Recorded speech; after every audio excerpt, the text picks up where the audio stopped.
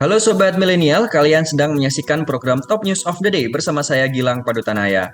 Menteri Koordinator Bidang Kemaritiman dan Investasi Luhut Binsar Panjaitan hadir di ruang sidang pemeriksaan sebagai saksi dalam perkara dugaan pencemaran nama baik yang dilaporkannya.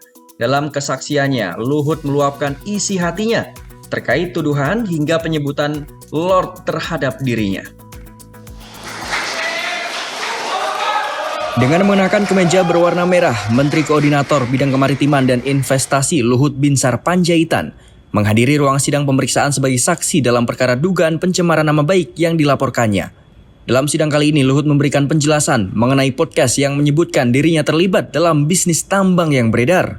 Untuk pertama kalinya, Luhut Binsar Panjaitan duduk di kursi pengadilan sebagai saksi dengan terlapor Koordinator Kontras Fathia Maulidianti dan Direktur Lokataru Haris Azhar.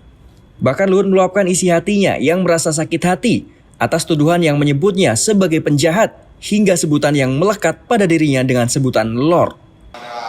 Pada Kapolda, tolong kalau bisa Pak Kapolda dimediasi saja, karena walaupun saya jengkel sekali karena saya dituduh sebagai punya bisnis di Papua yang saya tidak pernah melakukan itu, dan kemudian juga saya disebut Lord dan penjahat. Itu menurut saya kata-kata yang sangat menyakitkan. Saya punya anak buah gugur di daerah operasi banyak, dan saya dibilang penjahat. Itu sangat menyakitkan saat saya. Tapi itu pun saya mau yang mulia. Ya sudah, damai dia minta maaf, terbuka. Jadi saya lakukan, saya minta 2 kali. Mesti bilang, saya ini 76 tahun pakai. Tidak ada daerah operasi militer yang saya tidak ikuti. Tidak bisa. Jadi saya pikir ini pembelajaran. Tidak ada kebebasan absolut.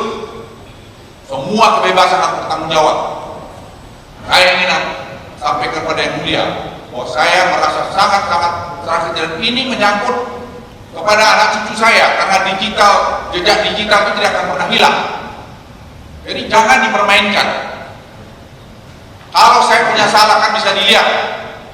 Apakah saya punya perusahaan, apakah saya punya bisnis, apa yang tidak transparan di negeri ini? Yang mulia. Silakan. Dalam kasus ini, Haris Azhar didakwa melanggar pasal 27 ayat 3 Jungto pasal 45 ayat 3 UU ITE dan pasal 14 ayat 2 UU nomor 1 tahun 1946, pasal 15 UU nomor 1 tahun 1946, dan pasal 310 KUHP Jungto pasal 55 ayat 1 KUHP. Sedangkan Fathia didakwa melanggar pasal 27 ayat 3 Jungto pasal 45 ayat 3 Undang-Undang ITE, pasal 14 ayat 2 Undang-Undang nomor 1 tahun 1946, pasal 15 UU nomor 1 tahun 1946, dan pasal 310 KUHP tentang penghinaan. Kasus ini bermula dari percakapan antara Haris dan Fathia yang diunggah di kanal YouTube Haris Azhar yang berjudul "Ada Lord Luhut di balik relasi ekonomi OPS Militer Intan Jaya, Jenderal Bin juga ada."